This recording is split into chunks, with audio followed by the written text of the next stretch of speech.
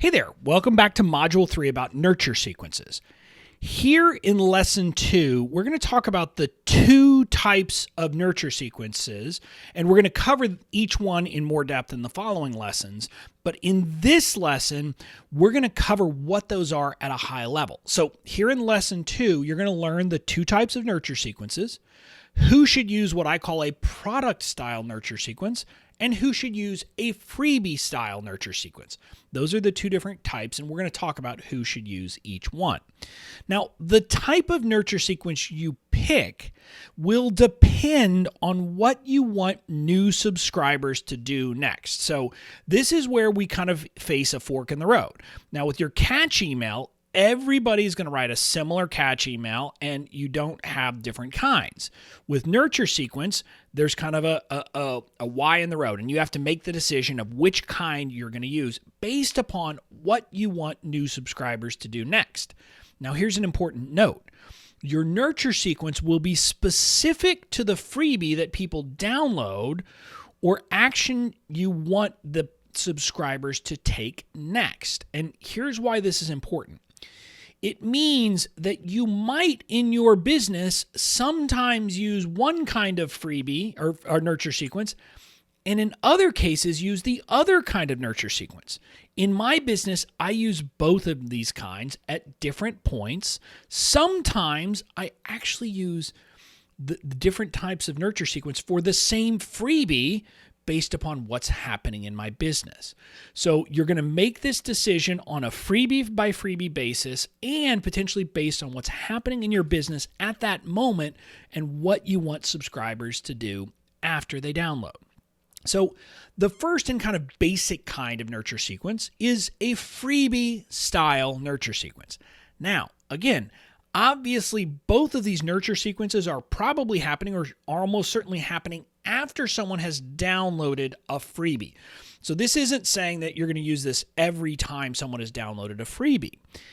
What I'm saying is if you don't have an immediate next step for new subscribers to take, you're going to create a nurture sequence that helps them unpack the value of the freebie they just downloaded. In other words, if you're not going to ask them, for anything at this moment, instead of just putting them into your welcome sequence, which would be the other option, you're going to create a short nurture sequence to help them really understand what they just downloaded and get the most value from it. See, the goal is to make sure that they actually get a quick win from the freebie because that will help them to trust you as a guide. Now, even if they don't get a quick win, they may still listen to you.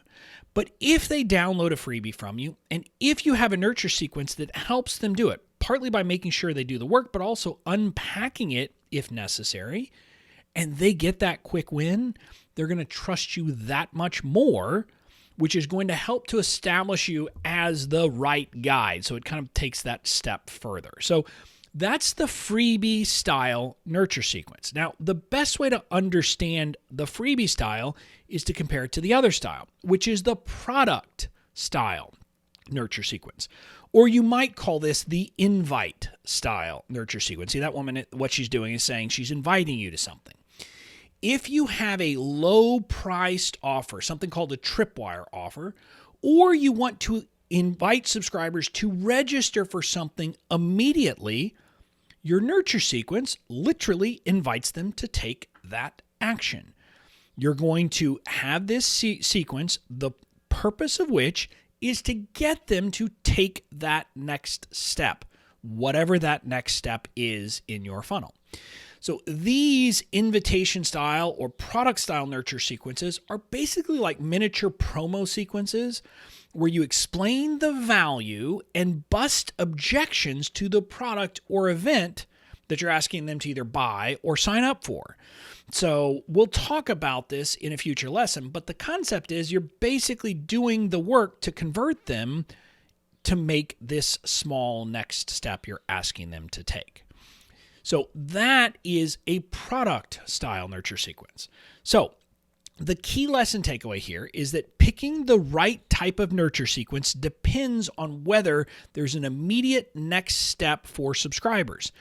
If there's not, if you don't have something for them to buy, or you're not going to ask them to register for an event straight after they download a freebie, you're going to put them into a freebie style nurture sequence. If, on the other hand, you do have that immediate next step, you're going to put them into a product style nurture sequence. So that's the key lesson takeaway. In the next lesson, we're going to talk about freebie style nurture sequences. So you're going to learn how to craft one, how many emails to send in that kind of nurture sequence, and how to space the emails in the sequence. So that's what we'll cover in the next lesson. I'll see you there.